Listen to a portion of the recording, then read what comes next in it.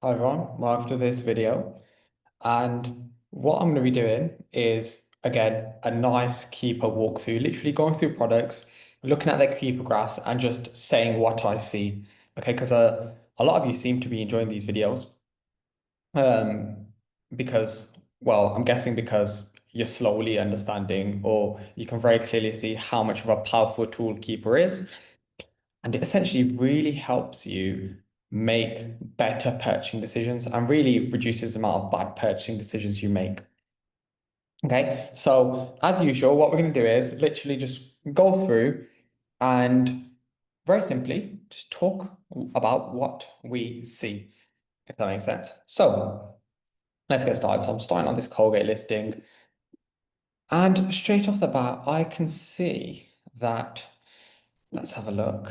So straight away, now this is something that sometimes happens on Keeper, right?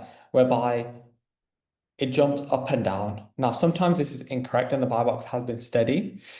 It's just one of these little Keeper glitches. Now, in order for us to get an idea of what's actually happening, you can very simply, let's say, just click into an offer and see how frequently their stock is dropping. Because if it's dropping gradually, 9 times out of 10, the sellers just held the buy box. If that makes sense. Something else you can do is, let's say, over the span of a week, just monitor who has the buy box on the listing. It's literally as simple as that. Because sometimes Keeper just pulls the wrong data through for whatever reason. But here, basically, the fact that this spikes up to 23 quid as an FBM wouldn't really affect you as an FBA seller. Because we know if we price at £15.70, we are fine, basically, and we get the buy box. Um, if that makes sense. Because let's click into here. To me, it looks like, okay, look, they've dropped in stock, so they've lost the buy box. Let's look here again, September, they've again dropped off on stock and then they lose the buy box. So that's what it looks like to me here, right? So let's have a further look on this listing. So this listing was first made live on the 5th of April. So we can see there was an offer here, or whenever this somewhat around then. We can see, look, this first offer was on the listing here. We had a new offer at 11.99, and obviously that brought the sales rank into play. The listing kicked off, but as soon as we see here this new offer left, what happened? Obviously, the sales rank increased. Why did the sales rank increase? Because there was no offer there, no one was buying it.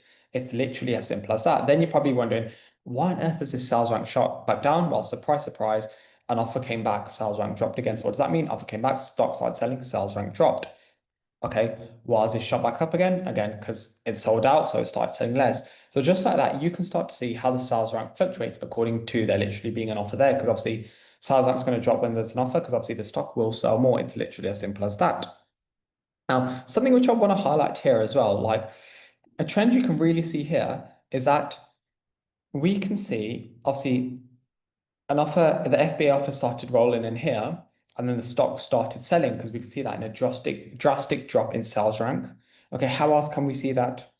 We can see that because if you look at the review count, sorry, the rating count here, bang, it's massively started increasing. Obviously, that's telling us that the stock is selling because obviously people can only leave ratings if the stock is selling.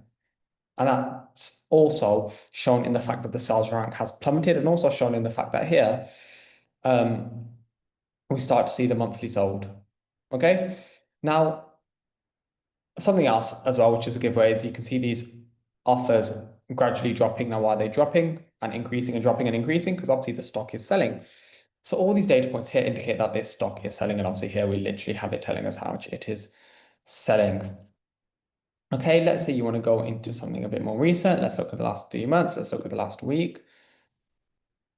And let's say we want to look. So, okay, so you can't use FBM because obviously they can manually change stock levels. FBA, again, we can see the stock is selling pretty well. So what we'll do is let's just click into another listing, right? So 900 times a month, £6.79, pack of 10. Let's see what this listing is telling us.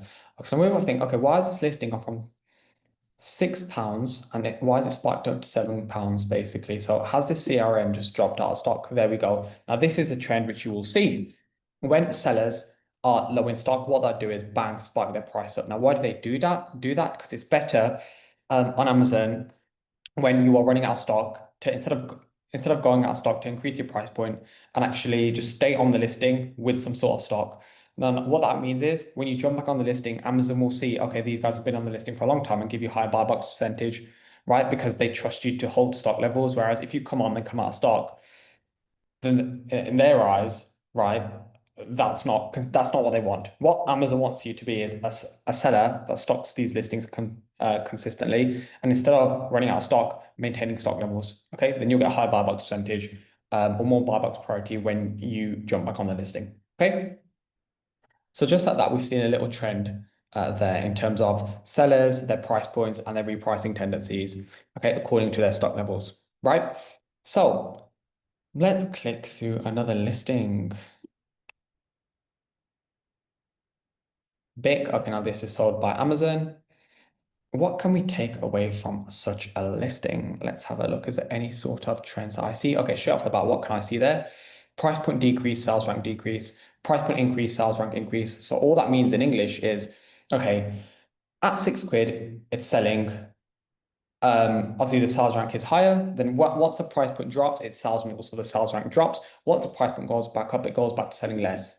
Again, very, very simple. I'm just translating what I see into English. But a lot of people won't even notice that. And then you can literally see on the grand scheme of things, increase, decrease, increase, decrease. So literally where the price point goes, the sales rank follows very, very logically as well. If that makes sense. Because obviously cheaper it is, the more people buy it, the more expensive it is, the less people will buy it. Okay. Now, with that being said, let's go into this hybrid flex. Again, that's Amazon on this listing. What can I see in regards to data on this listing? Or should we try and look for a listing which is less Amazon dominated? Uh, um, let's have a look. There we go. Now, what can I see with the Keepa data on this? Again, this is a very, very, very messy listing in terms of Amazon, in terms of offers. A very, very messy listing. Now, like for me, this would not be, yeah, again, we can see the same trend whereby the price point decrease, so does the sales rank. And then obviously the monthly sold goes up. So we can see this yellow line corresponding with the sales rank and how that's moving according to the price points, right? Whereby price point decrease, sales rank decrease, it's selling more, the yellow line goes up because obviously it's selling more, the monthly sold will be more. Okay, so that's very simple to understand. Go on, give me something without Amazon on. Brilliant. That has Amazon on. And as you can tell by this, Amazon do not care about how they price one bit, right? All they care about is getting sales on most of these listings. Let's try and find a listing.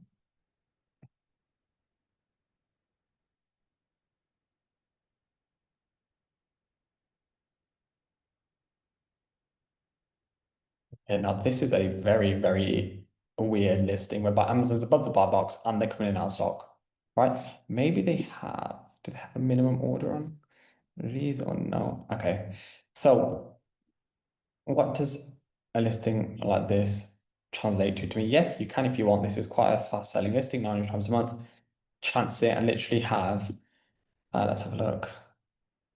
And to be fair, Amazon don't even look like they hold the buy box because their price is so high anyway. So let's have a look at their buy box statistics.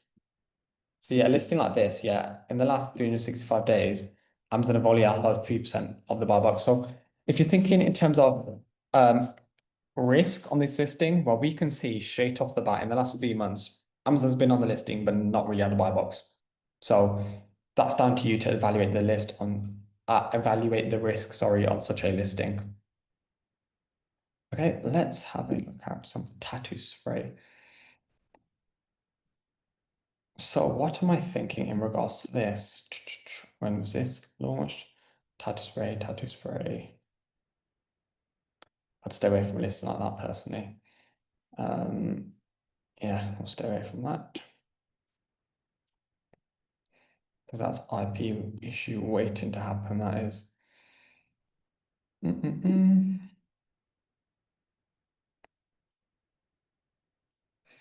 Now, what we're saying again, this is brand registered, but obviously this video ain't about brand registry and recognizing IP issues. This video is literally about, let's translate what Keepa is telling us.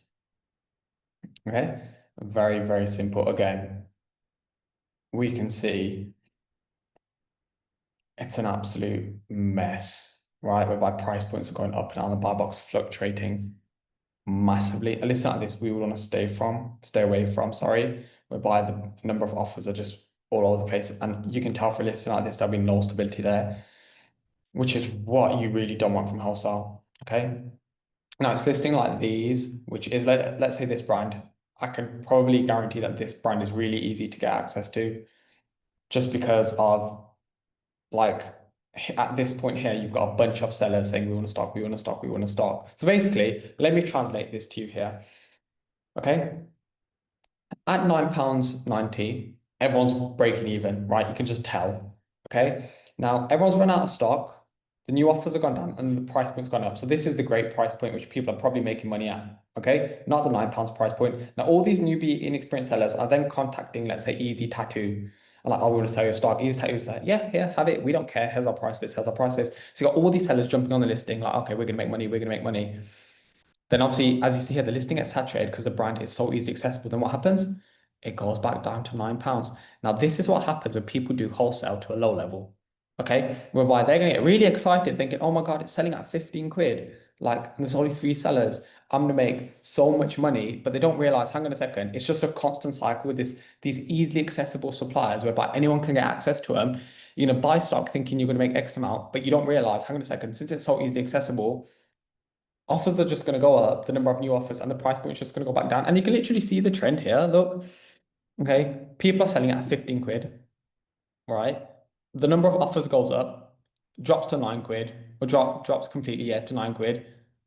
And then it goes back up a bit. Well, it doesn't even recover here. It only recovers here when it's at 5 offers. Then it gets saturated again so it's basically a case of the brand is, or the supply is so easily accessible, everyone's stocking it, price tanks to literally break even or losing money. It starts selling it a lot. Everyone runs out of stock, price point goes back up to a price that's actually profitable.